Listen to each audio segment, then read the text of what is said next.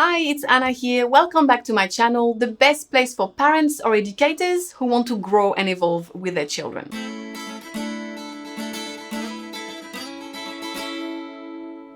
In today's video, I want to discuss 5 ways you can discipline your children effectively.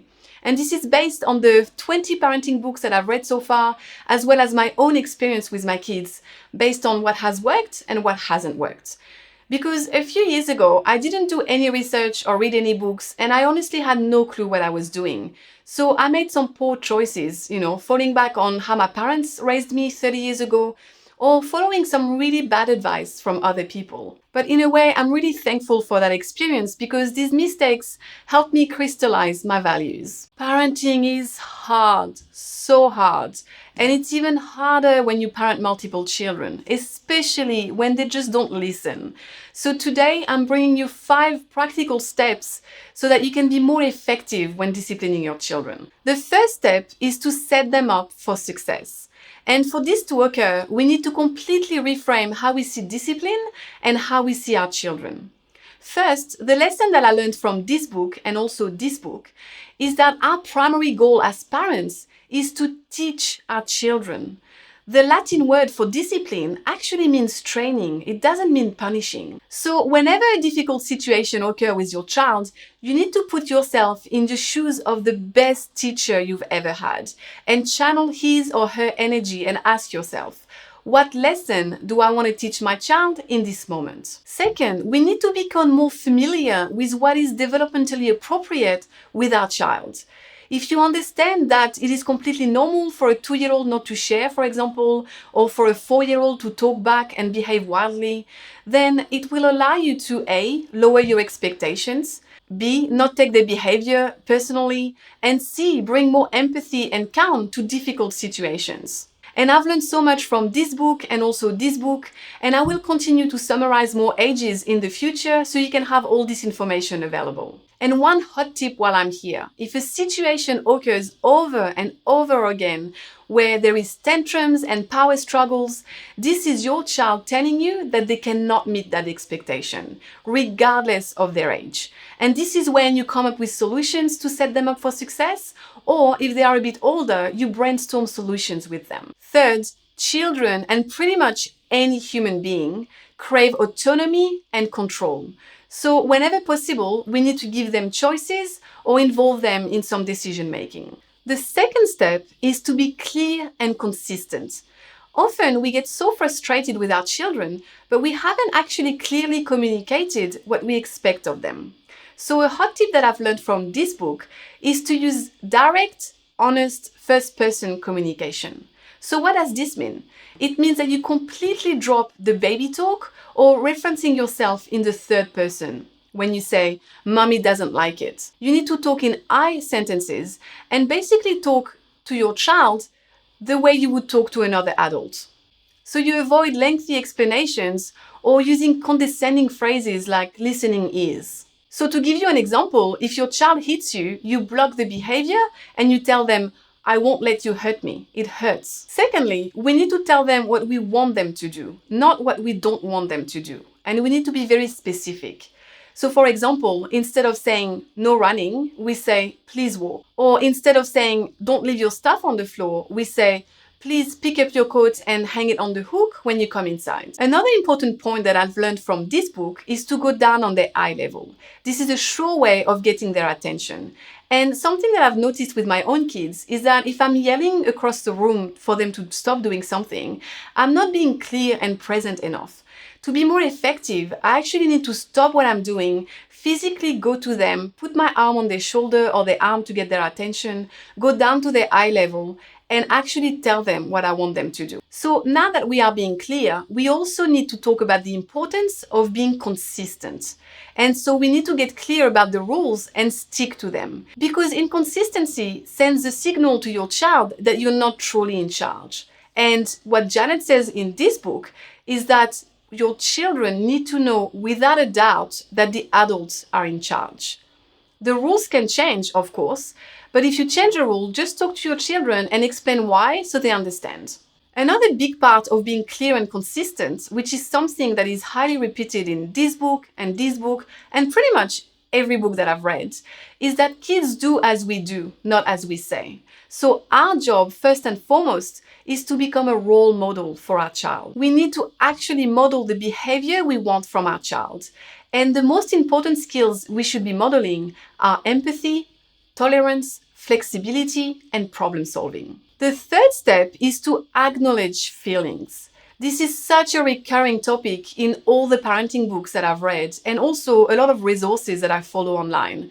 And I'm here to tell you, acknowledging feelings is a skill that is the most underrated skill known to mankind. It's so simple when you think about it, but because we haven't been brought up this way, it doesn't come naturally for most of us. And this is actually a skill I'm still working on making an automatic habit. And it does make so much sense scientifically because when your child, or yourself for that matter, is emotional or upset, logic doesn't work and tends to actually escalate things further.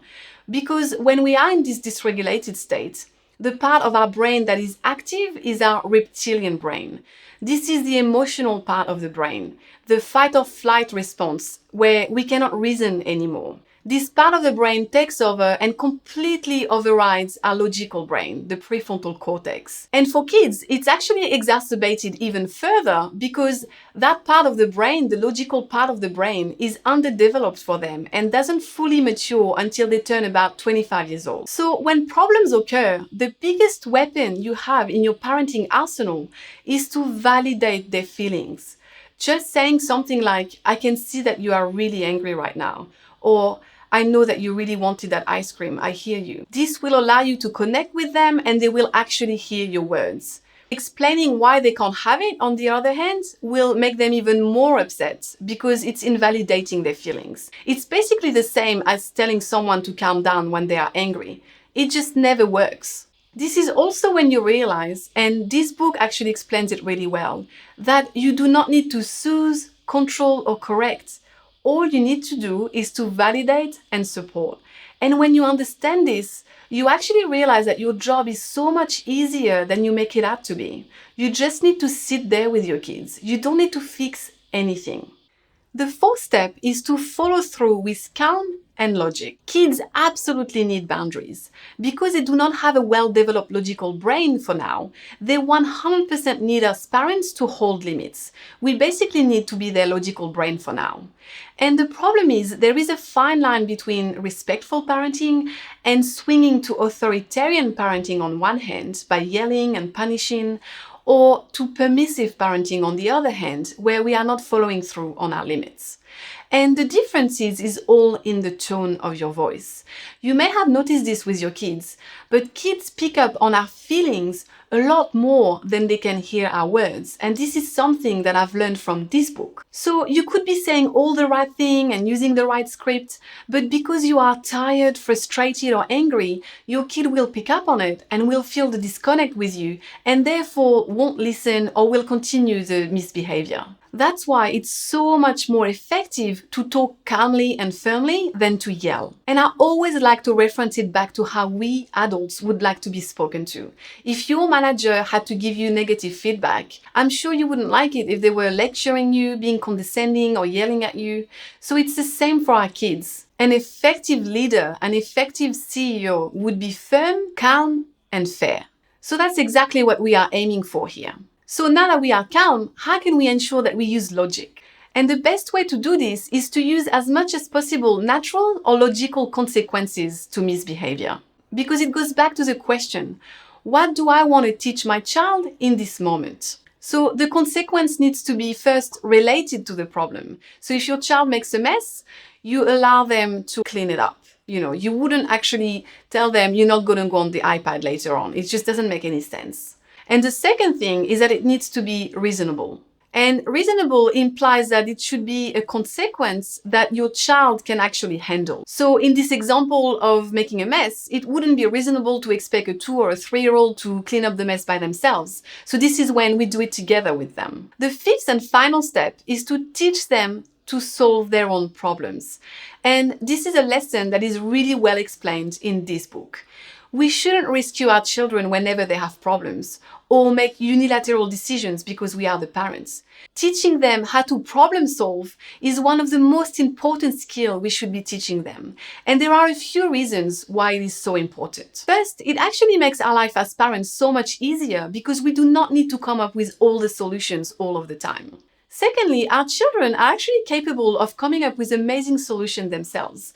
Solutions that often we wouldn't have thought of, and because they have thought of them themselves, it will actually be easier for them to implement them in the future.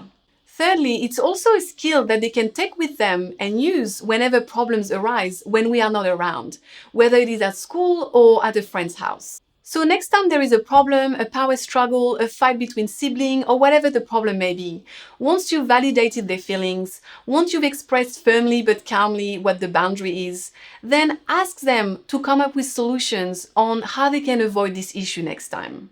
And by far the best framework when it comes to collaborative problem solving with our children comes from this book, if you want to check it out. Now, I have 3 kids. Trust me, I know how difficult it all is. And these steps are not a quick fix. It takes practice and it takes time. But by far, it is the most effective way of disciplining your children in the long term. So give it a shot, and the more you practice, the better you will become at it. And also remember that perfection is not the goal here. It's progress over perfection. That's it for today. I hope you find this video helpful. Let me know in the comments if you have any experience you'd like to share or if you have any questions. Thanks for watching and keep growing.